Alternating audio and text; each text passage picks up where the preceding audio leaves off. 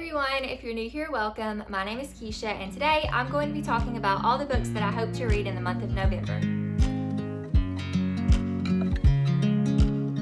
So November tends to be a very particular type of reading month for me each year. It's the time of year where I'm trying to read books that I need to read before the end of the year, or to read books that are left over from my October TBR, and also start reading books for Christmas and winter kind of feelings. I have about 12 books on my list today. I highly doubt that I will get to all 12 of these books in November, but I do have hopes that I will get to at least most of them. So the first couple books that I want to talk about are going to be rolling over from my October TBR. The first one is going to be Cackle by Rachel Harrison. I was not able to get to this one in October, but a lot of my friends read it and really loved it, and it is some of their new favorite books of all time. So I definitely want to give Rachel Harrison a try, and I know that Cackle needs to be my first choice because I feel really drawn to this one. I don't really know a lot about what this is about. I just know it follows Annie and Sophie, who become kind of unlikely friends. Annie has just moved to Manhattan, and it's a small village upstate. She is in this very picturesque town. I guess it's kind of giving me Stars Hollow vibes from Gilmore Girls.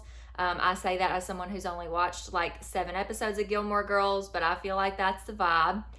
And it says that she's kind of coming into this like dreamy apartment, except for the spider infestation, which I know obviously there's spiders on the cover. They're going to be involved somehow. And then she meets Sophie, and Sophie is very like self-possessed, and she kind of becomes like her perfect friend. But there are some things about Sophie, like she has a very uncanny and ageless appearance. Her mansion is in the middle of the woods, and it feels a bit unearthly, and she might have like some powers. So I believe this is going to be a bit of a witchy story.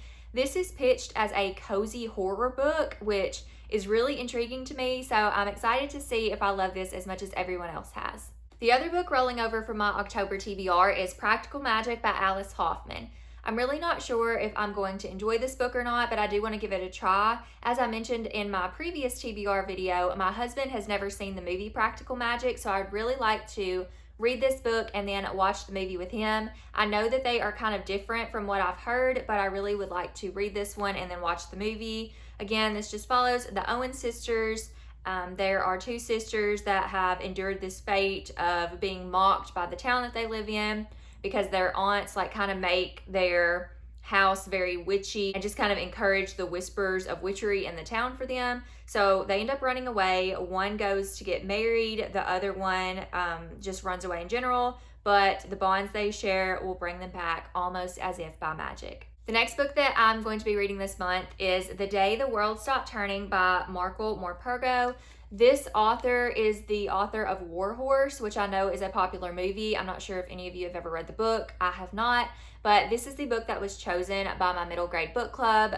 If you guys don't know, if you're new here on my channel, I do host a middle grade book club in person for some 8 to 12-year-olds in my area. We only have 2 more months of book club left because I am going to be ending it in December, but this is our November pick. This is a historical fiction novel set during World War II, and it says, in the unique landscape of the French countryside during World War II, Lorenzo lives among the salt flats and the flamingos. There are lots of things he doesn't understand, but he does know how to heal animals, how to talk to them, the flamingos especially. He loves routine and music too, and every week he goes to market with his mother.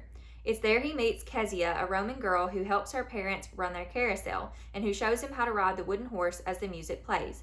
But then the German soldiers come with their guns. Everything is falling apart. The carousel, Kezia and her family, even Lorenzo's beloved flamingos. Yet Lorenzo senses who to trust and how to hope, even when everything he knows is threatened. I believe this story also features an autistic character. I believe our main character is autistic.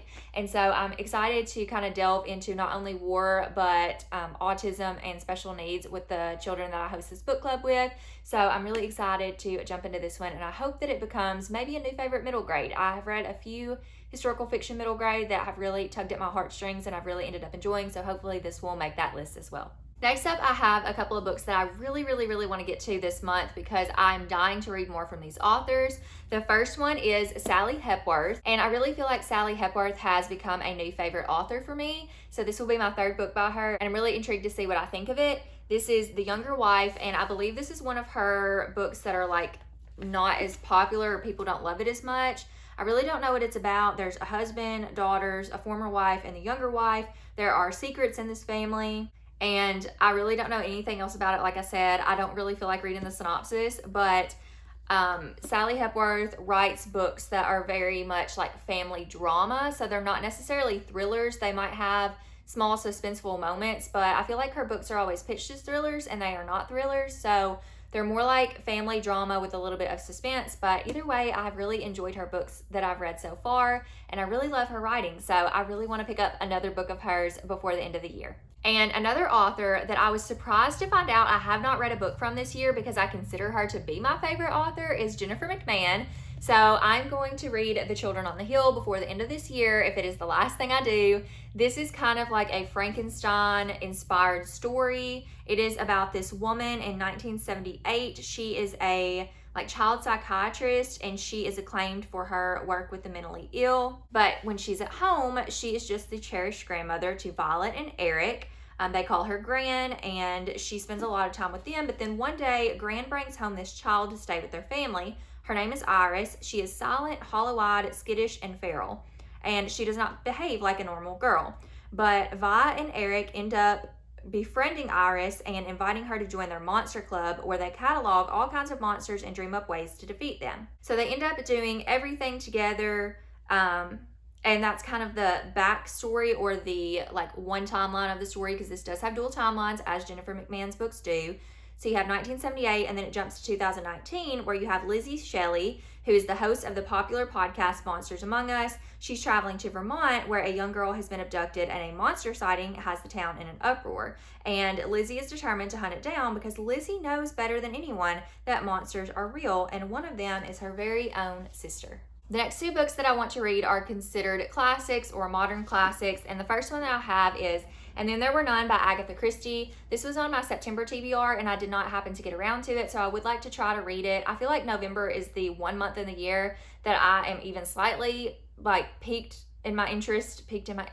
My interest is slightly piqued for reading classics, is what I'm trying to say. So I'd really like to try to read Agatha Christie, because she is the queen of locked room murder mysteries, and this is her most well-loved book and probably her most popular book. So I really want to read this one. I don't know anything about it except it's like the OG, and I really want to get to it. So hopefully I will be able to get to it in November.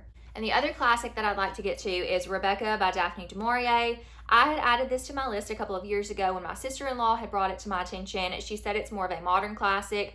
My sister-in-law reads a lot of classics. She loves authors like the Bronte sisters and Jane Austen, and I just really can't get into those books. So she had recommended this one to me and said it's also one of her favorites, so I thought I would give it a try, and yet here I am, and I still haven't read it. I did watch the Netflix, I don't know if it was a Netflix adaptation or it was just a movie that was added to Netflix, but it was the Rebecca movie. It's got Armie Hammer in it. I can't remember what the girl that plays Rebecca's name is, but I watched it last year, and it was really slow, but I actually really enjoyed it. And because I've watched that, now I want to read the book and see if I can get through it, because I kind of know what's going to happen, and I really enjoyed the story. So we're going to give this one a try, and I really don't know what to tell you what it's about, because I can't really remember, even though I've watched the movie. So let's just read a little bit of the back. You've got Rebecca, who is on a trip to the south of France. She falls in love with Maxim de Winter, a wealthy, handsome widower. But as they arrive at Manderley, his Cornish mansion, a change comes over Max, and the young bride is filled with dread. Friendless in the isolated house, she realizes that she barely knows the man she's married, and in every corner of every room is the phantom of his beautiful first wife, Rebecca. So I don't know why I said that the first girl's name was Rebecca, and then the girl that plays Rebecca, if y'all don't know this already, when I'm filming this, this is my first day of being sick. So this is about Rebecca, the guy's not ex-wife, but first wife. And our main character's name, I can't remember, and I'm trying to find it for you guys, but I just don't know what it is. So we're just going to go with that. And my apologies for my mistake. Again, I'm going to feign sickness and say that's why. Another book that I'd like to read, this is going to be a little bit closer to the end of the month and moving into December. That is going to be Once Upon a Wardrobe by Patti Callahan. I'm really excited to read this one this winter, and I know winter doesn't really start until the 20th or 21st of December, but I want to kind of bring myself into the Christmas season with this book. This follows a girl and her little brother. Her little brother is very sick, and he doesn't have long to live. So his last wish is that he really wants to know where Narnia came from. If you know C.S. Lewis and the Chronicles of Narnia, her little brother really wants to know where Narnia came from, and he has all these different questions that he wants answered. So the sister goes to C.S. Lewis himself and asks him these questions, but he doesn't really give her any straightforward answers. She doesn't really understand why Mr. Lewis won't just plainly tell her what George, her little brother, wants to know, but she will find out along the way that the gift that she's giving her brother is not just the answers to these questions, but hope as well. I really love the Chronicles of Narnia. I have not read the last 2 or 3 books in the series, but I loved the books. I love C.S. Lewis. I like the movies. And so I really wanted to kind of dive back into this world, and I've heard great things about this book. And the last 4 books on my list, I'm going to speed through a bit quickly. So these 4 books are books that have been on my shelves for a very, very long time. At least 3 of them have. And they are books that I'm not really like gravitating towards a lot. They're books that I'm scared of, or books that I don't really think I'll enjoy, but there's always that what if I enjoy them. And obviously at one point in time, I had thought that I was really going to like these books. I was drawn to them and I bought them, but now I'm just like unsure. And some of these are very well-loved books in the community, and some of these are not, but I would really like to know if they are going to be books for me. So this is my time to try to like it or unhaul it. So I don't know if I'm gonna vlog this experience or not, but I am considering it. So if you do happen to see a vlog, it'll happen. If you don't, it won't. But I have these 4 books that I want to try. I'm gonna be very open to DNFing them. I'm gonna try the first few chapters and see if I can get into them. And if I can't, then I'm gonna just unhaul them from my shelves. So the first one is going to be one that I've had on my shelves for the least amount of time, and that is The Storied Life of A.J. Fikry by Gabrielle Zevin. I really want to read this one because there was recently a movie adaptation that stars Lucy Hale, and I love Lucy Hale, so I want to read this one. The reason that I have not gravitated towards this is because I don't really like to read contemporary books. There may be a little bit of romance in this as well. I'm not sure, and I do love the thought of books about books, but the ones that I've read I haven't really loved. So this says, A.J. Fikry's life is not at all what he expected it to be. He lives alone, his bookstore is experiencing the worst sales in its history, and now his prized possession, a rare collection of Poe poems, has been stolen. But when a mysterious package appears at the bookstore, its unexpected arrival gives Fikry the chance to make his life over and see everything anew. So I do want to give this book a try. Like I said, I am open to DNFing this if I don't like it, but I do have a friend, Gwen, who this is one of her favorite books.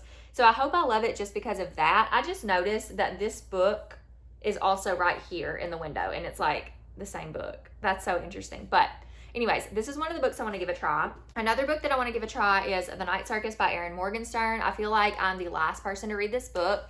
It scares me because everybody loves it, and it is a little bit like of a fantasy book, and I don't really read a lot of fantasy, but I would like to give this one a try. It is about the circus that only comes at night. There is a romance. I think it's kind of like a forbidden romance maybe between 2 magicians, and their families are like dueling. That's all I really know, but I just kind of need to figure out if this is going to be for me or not. Then I have Watching You by Lisa Jewell. So I have never read from Lisa Jewell before, but I would like to read her and just kind of see if she's going to be an author that I like. I don't feel like she will be. I feel like if anything, she would be like a 3-star author for me, or an average author, but that is based off of literally nothing. I've never tried her books before, but this is one that has piqued my interest and that I want to read. It's the only one I own, so it is going to be the one that I give her a try with. So this is just about this neighborhood of people that watch each other, I think. I think it's supposed to be like a safe neighborhood.